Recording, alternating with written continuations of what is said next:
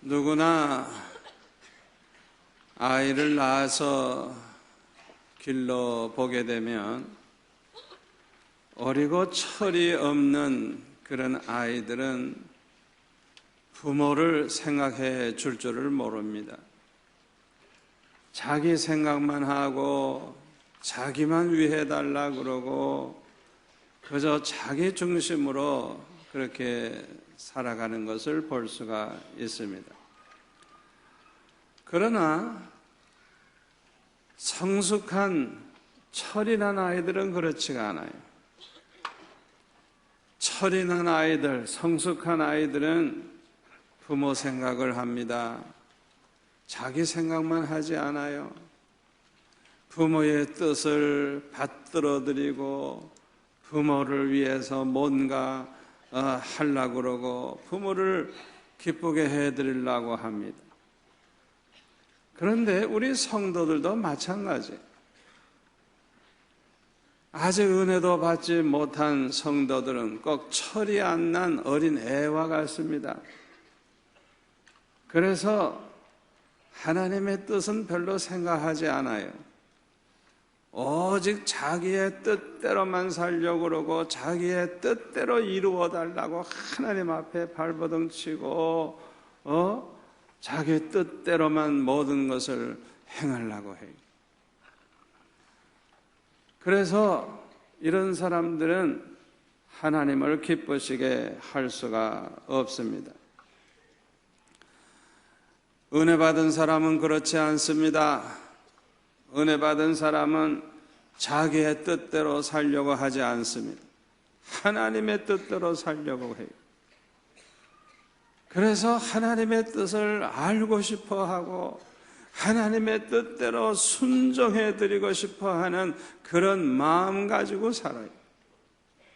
우리 하나님께서 그런 사람을 보시고 얼마나 기뻐하시겠어요? 이 자리에 계신 저와 여러분은 모두 다 이런 사람 될 수 있기를 바랍니다. 누구나 결혼을 해서 이제 자녀가 생기게 되면 그 자녀에 대한 소원을 가지게 됩니다. 저는 하나님이 3남매를 주셨는데 저는 한 가지 소원밖에 없어요. 아들이든 딸이든 모두 다 하나님을 위해 사는 하나님의 종이 되는 게 제 소원이에요. 그래서 뱃속에 들어있을 때 아들인지 딸인지도 모르고 기도합니다. 아버지, 주의 종입니다. 아버지 뱃속에서부터 은혜로 충만케 하시고 건강케 하시고 순산케 하시고 평생 하나님을 위해서 사는 종이 되게 해달라고 저는 평생 그 소원밖에 없어요.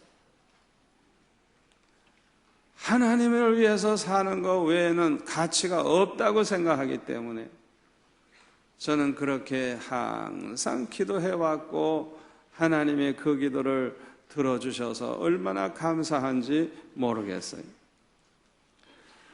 저와 여러분이 이렇게 자녀들에 대한 그런 소원이 있는 것처럼 우리 아버지 하나님께서도 저와 여러분에게 대한 소원이 있다는 걸 기억하시기를 바랍니다. 오늘 본문에 보니까 우리에게 대한 하나님의 소원이 이제 기록이 되어 있는데 첫째는 우리가 항상 기뻐하면서 사는 것이라고 말씀하고 있습니다. 다시 말하면 하나님께서는 저와 여러분이 언제나 어디서나 어떤 처지에서나 어떤 경우를 당한다고 할지라도 항상 기뻐하면서 행복하게 살기를 원하시는 것입니다. 그것이 우리를 향하신 하나님의 뜻입니다. 부모는 자녀들이 결혼을 해가지고 아주 기쁨으로 행복하게 사는 것을 볼 때 너무너무 기뻐합니다. 그래서 우리가 결혼을 해가지고 잘 살아야 돼요. 잘 살아야 돼요. 아주 그냥 기뻐 기쁨이 넘치는 가운데서 행복하게 사는 걸 보여드려야 돼요. 그게 부모에게 효도하는 거예요. 아멘. 그 사는 것을 보면 부모가 얼마나 보람 있어요. 아들 하나 잘 길렀지, 딸 잘 길렀지, 얼마나 보람 있어요. 자녀들이 잘 사는 거 보면 얼마나 행복해요. 가장 복된 삶은 기쁨으로 사는 것입니다. 돈을 아무리 많이 벌었고 아무리 출세를 했고 세상에서 유명한 사람이 됐다고 할지라도 기쁨이 없고 밤낮 근심 걱정에 매여 있고 밤낮 부부싸움이나 하고 사느니 마느니 하고 미워하고 그런다고 하면 그 사람은 복된 삶을 살고 있는 게 아니에요. 그러므로 하나님께서는 저와 여러분이 기쁨으로 항상 행복하게 살기를 소원하시는 것입니다. 이것이 우리를 향하신 하나님의 뜻입니다. 어떤 사람은 이런 질문을 해요. 목사님, 도대체 기뻐할 일이 하나도 없는데 어떻게 항상 기뻐하라고 하십니까? 말도 안 됩니다. 그러는 분이 있어요. 그러나 우리 예수 믿는 사람들은 언제나 어디서나 어떤 일이 있어도 기뻐할 수밖에 없는 이유가 있어요. 이유가. 우리 예수 믿는 사람은요, 그 믿음으로 구원받았어요. 하나님의 자녀가 됐어요. 천국 시민이 됐어요. 십자가 공로로 죄사함 받았어요. 모든 저주를 속량받고 아브라함의 복을 받게 되었어요. 그뿐만 아니라 하나님은 항상 우리와 함께 계십니다. 우리가 이 세상을 떠나게 되면 천국에 가서 하나님과 함께 영생 복락을 누리게 됩니다. 그러므로 죽음이 와도 기쁨으로 죽을 수 있는 거예요. 유명한 김한란 박사님, 첩의 딸로 태어나가지고 수모를 당하고 얼마나 참 어려움이 많았는지 모른다고 합니다. 그러나 이 김한란 박사는 거기에 개의치 아니하고 열심히 학교 가서 공부하고 서양 문물을 받아들이고 대학 교수가 됐어요. 다른 사람은 자기와 같은 그런 어려움을 당하지 않게 하려고 어떻게 해서든지 한국 여성들을 깨우치고 여성들을 지도자가 되게 만들기 위해서 평생 노력을 했어요. 63세에 이제 총장에서 물러난 다음에는 나이가 많지만은 뒤늦게 신학교에 가서 공부를 하고 저 강원도 충청도 그 시골 벽천에 다니면서 하나님의 사랑, 예수님의 사랑과 복음을 열심히 전하시다가 세상을 떠나게 되었어요. 운명하시게 됐을 때 사랑하는 제자들과 사랑하는 사람들이 와서 안타까운 마음으로 보고 있을 때 그는 이렇게 유언을 했다고 합니다. 울고 있는 그분들에게 하는 얘기가, 울지 마. 나는 내 인생을 가볍게 살았어. 나는 내가 할 일을 다 마치고 이제는 시온의 영광이 빛나는 하나님 아버지의 나라로 가는 거야. 그러니 내가 죽거든 장성곡 부르지 말고 핸델의 할렐루야를 힘차게 멋있게 불러줘. 이렇게 말을 하고 평안히 눈을 감았다고 하는 것입니다. 얼마나 멋지게 인생을 살았습니까? 그의 무덤에는 돌로 만든 그런 성경책을 그렇게 이제 비석에 이렇게 만들어 놨는데 거기에는 뭐라고 기록을 해놨느냐 하면 항상 기뻐하라, 쉬지 말고 기도하라, 범사에 감사하라, 이는 그리스도 예수 안에서 너희를 향하신 하나님의 뜻이니라. 오늘 본문 그 말씀이 기록되어 있어요. 얼마나 아름답습니까? 우리는 죽음이 와도 기뻐할 이유가 있는 것입니다.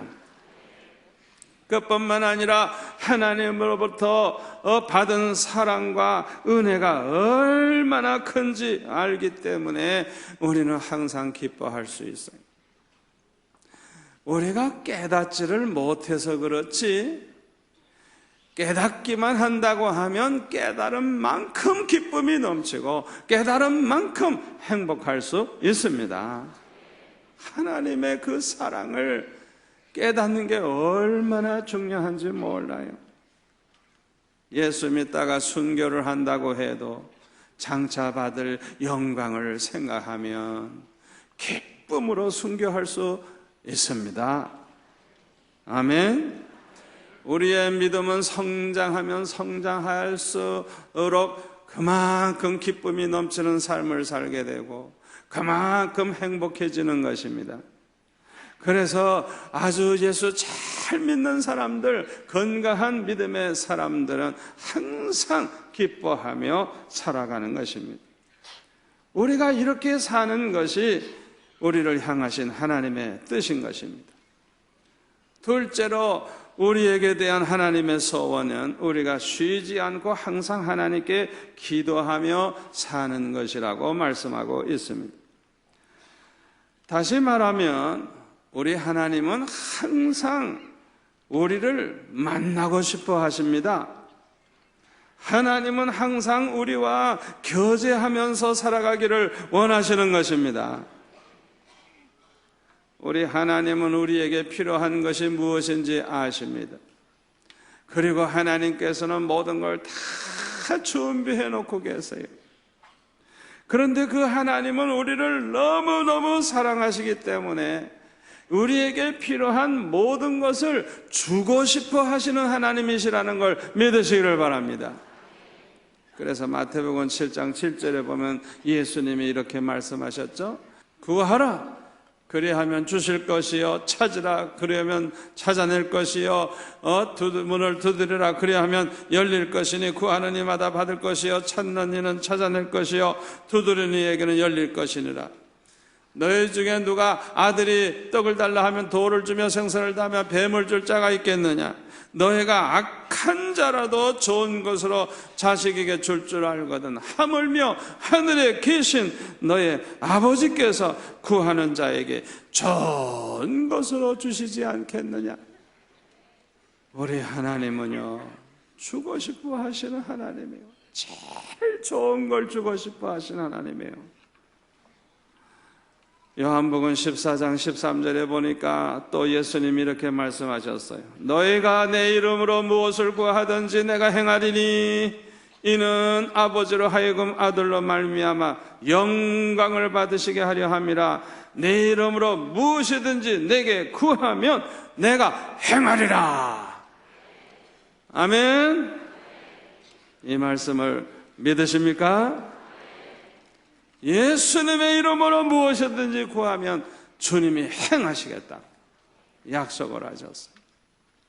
일본의 혼다 목사님, 일본의 빌리그람이라고 그렇게 별명이 붙은 아주 유명한 부흥 강사입니다. 우리 교회도 몇 번 오셔서 집회도 하셨습니다마는 이분이 1996년도에 84세나 되셨을 때인데 어떤 소원이 있었느냐 하면 죽기 전에 일본 전국을 순회하면서 한번 집회를 하고 싶어 하는 그런 꿈과 비전이 있었어요.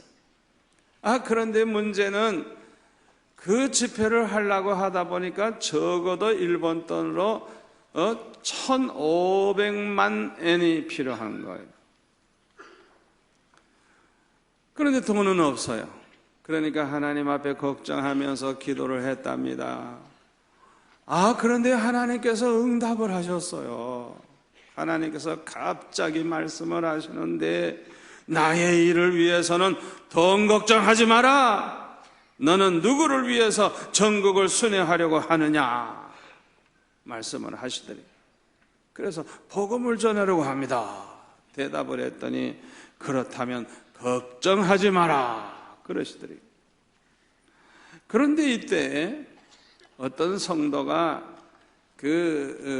봉투 하나를 주어서 그저 늘 성도들이 봉투 가져와 봤자 그저 보통 일본 돈 10,000엔짜리 하나 그저 들었으면 많이 들어있는 거니까 그저 그렇게 생각하고 뜯어보질 않고 그냥 가지고 있었답니다.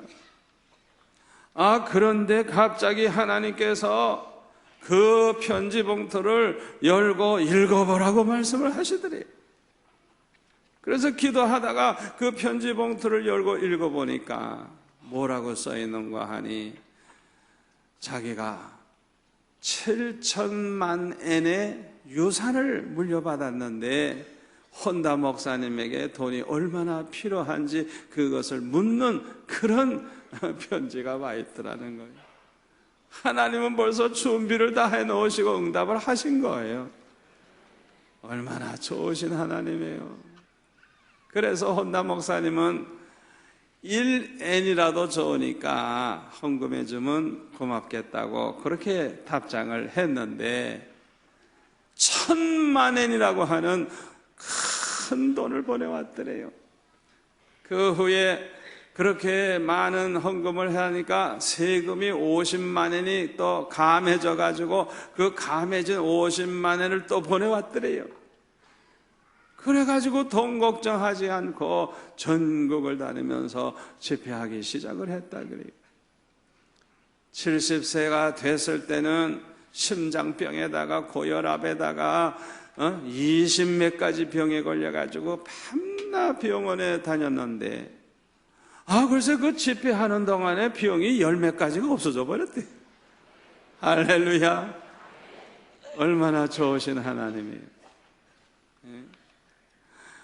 여러분 하나님 앞에 기도하시기를 바랍니다. 우리 하나님은 다 준비해 놓고 계시는 분이에요. 어떤 성도는요 하나님의 일에 너무나도 충성을 하고 많은 일을 하다가 보니까요 너무 바빠가지고 기도할 시간이 없어요. 그래가지고 충분한 기도는 하지를 못하고 그냥 일에 쫓겨가지고 그냥 피곤하도록 열심히 뛰는 사람이 있어요. 여러분 이거는요 하나님이 기뻐하시는 뜻이 아닙니다. 우리 하나님께서는 저와 여러분이 혼자서 발버둥 치고 혼자서 다 해내려고 하는 걸 원치 아니하세요. 하나님은 우리와 함께 일하고 싶어 하십니다. 아멘. 그걸 우리가 알아야 돼요. 하나님께서 우리를 위해서 일하시게 만드는 방법이 뭐예요? 하나님 앞에 기도하는 거예요.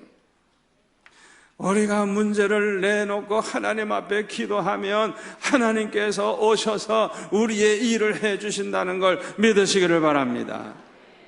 우리의 손은 불완전한 손이에요.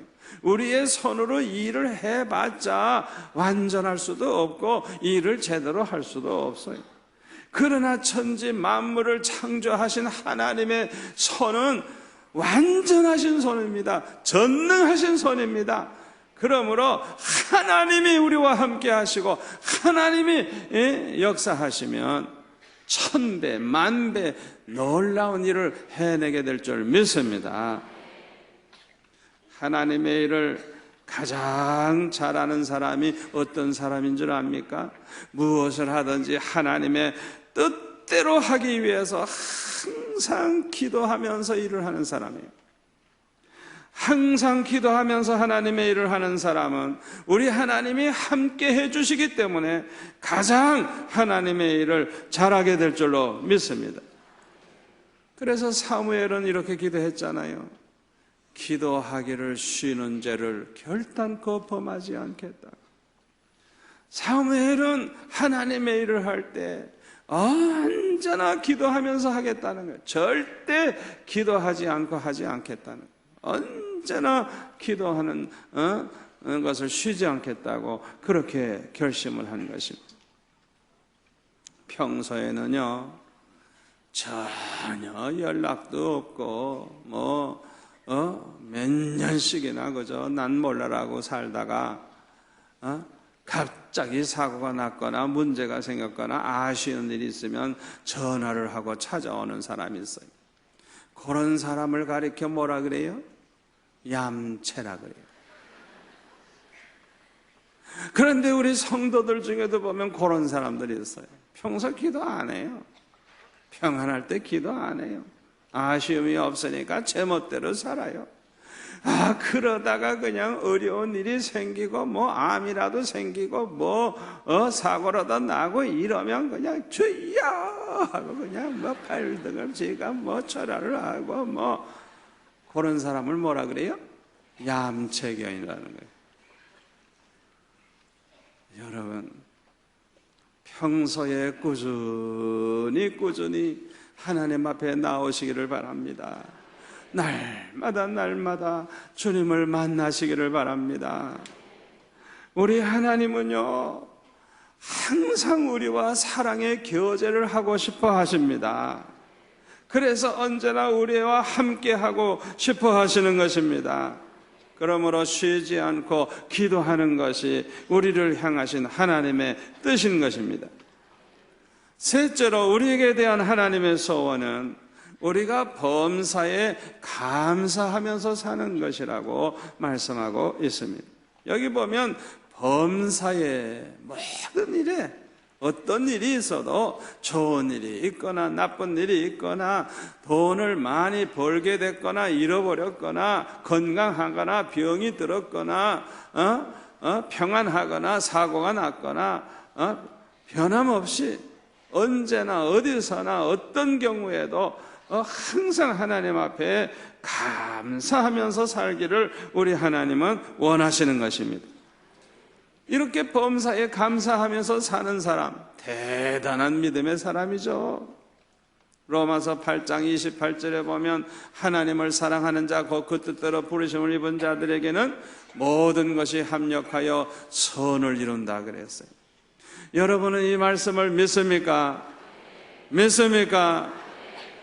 하나님을 사랑하는 성도들, 하나님의 뜻대로 부르심을 받은 우리 구원받은 성도들에게는 모든 것이 합력하여 선을 이룬다는 걸 믿으시기를 바랍니다.